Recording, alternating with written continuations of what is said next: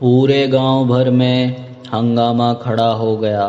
चौधरी का लड़का मुखिया की हवेली के बाहर खड़ा होकर चिल्ला रहा था, कह रहा था, गजब हो गया पठान साहब, हमारे पिताजी अपनी कब्र में नहीं हैं। पठान बोला, जो गांव का मुखिया भी था, भला कब्र से कोई कैसे गायब हो सकता है। चारों ओर ढूंढा गया, आसपास के सब चोरों को पकड़ा गया। ऐसे लोग जो गड़बड़िए होते हैं उन्हें पकड़ा गया, लेकिन कुछ पता नहीं चला। तब चौधरी के लड़के ने कहा, कहीं यह हमारे पिताजी के संबंध की दूसरी गड़बड़ी न हो। पठान बोला, दूसरी गड़बड़ क्या हो सकती है। उसने कहा कि हमारे पिताजी को एक बार हमने किसी से कहते सुना था कि हम मुखिया की अम्मी से बहुत मोहब्बत करते हैं।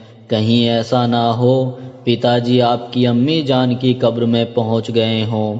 लाहो लाहो विलुकत, यह तुम क्या कह रहे हो, कहीं ऐसा हुआ करता है। चौधरी का लड़का बोला, हमने तो पहले ही कहा था पिताजी को जला लेने दीजिए, नहीं तो हमारे यहाँ दबाने से उनके भीतर का जाटपन परेशान कर सकता है। असल में हुआ यूँ था कि 17वीं शताब्दी में पश्चिमी उत्तर प्रदेश में मुसलमानों के एक गांव में कुछ जाट भी रहते थे। खेती बाड़ी करके अपना जीवन निर्वाह करते थे। उस गांव का मुखिया मुसलमानों की बादशाही के कारण एक मुसलमान पठान था। एक रोज ऐसा हुआ कि एक वृद्ध जाट का देहांत हो गया। गुजर जाने पर उनकी अंत्येष्टि की चिंता की गई और जैसा हिंदुओं में होता है उनके लिए लकड़ी और घी जुटाया जाने लगा। लेकिन यह गुलामी का काल था। मुसलमानों ने दबाव बनाया कि तुम्हें अपने पिता को दफनाना पड़ेगा। बेचारे लड़के ने बहुत कोशिश की कि पिताजी की विधि पूर्वक अंत्येष्टि कर सके, लेकिन मुसलमानों के दबाव अत्याचार के कारण मन को मारकर आखिरकार उसे पिता को दफनाना पड़ा। दफना कर घर आया, रात में बिस्तर पर पड़ा तो नींद नहीं आई। आधी रात तक करवट बदलता रहा, सोचता रहा पूज्य पिताजी को गति नहीं मिलेगी। मैंने बहुत बुरा किया, मजबूर होकर वही करना पड़ा जिसमें जीवन और परिवार सुरक्षित रहे, किंतु मन न माना। तब इस लड़के को एक तरकीब सूझी। उठकर नेत्र बंद कर पिता को स्मरण कर उनसे माफ़ी मांगी, मानो उनसे साक्षात कहा कि हे पिता, आपको गति देने के लिए मुझे कुछ हीन शब्दों का प्रयोग करना पड़ेगा, किंतु हे पिता, राष्ट्र और संस्कृति की परंपराओं में ही आपका भी सम्मान है, मुझे क्षमा करना उन सब हीन शब्दों के लिए जो मुझे कूटनीति में उपयोग करने पड़ेंगे। आधी रात में ही चुपके से कब्रिस्तान में पहुंचा और अपने पिता की कब्र में से उनकी लाश निकालकर मुखिया की अम्मी की कब्र के पास दबा दी और पिता की कब्र को अच्छे से बंद कर दिया। अब जाकर मुखिया के घर के बाहर शोर मचा दिया।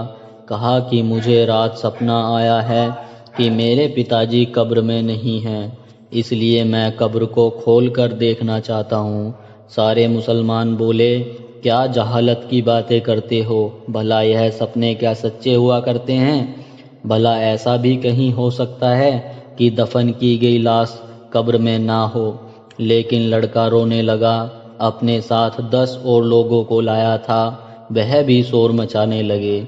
मुसलमानों को लगा कि यह मूर्ख हिंदू अंधविश्वासी हैं, इसलिए ऐसे अंधविश्वासियों को सत्य दिखाकर उनका मुंह चुप किया जा सकता है। उन्होंने कहा, चलो कब्र उखाड़ कर दिखा देते हैं कि चौधरी की लाश वहीं पर है। सभी जन कब्रिस्तान पहुँचे।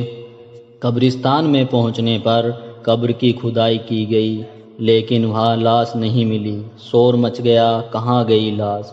आसपास पता किया गया, लोगों से पूछा गया, किसी ने देखा है क्या कब्रिस्तान में किसी को आते जाते। कब्रिस्तान में उल्टी सीधी क्रिया करने वाले लोगों को पकड़ा गया, मारा पीटा गया। उनसे पूछा गया, लेकिन कुछ पता नहीं चल सका। तब योजना के अनुसार उस लड़के ने कहा कि मुखिया जी, मेरे पिता जब जीवित थे तो मैंने एक बार उन्हें अपने ताऊ से बात करते सुना था कि वे आपकी अम्मी से बहुत मोहब्बत करते हैं। मुखिया गुस्से से लाल हो गया, चीख कर बोला, क्या कहते हो खबीस, तुम्हारी इतनी जुर्रत। लड़का बोला, नाराज ना हो पठान साहब, जिसने यह कहा था वह तो मर गए, किंतु अब समस्या का समाधान ढूंढा जाए। मेरे पिताजी बहुत ठरकी आदमी थे, कहीं ऐसा ना हो कि वह कब्र से नीचे खिसक खिसक कर आपकी अम्मी के पास पहुंच गए हों।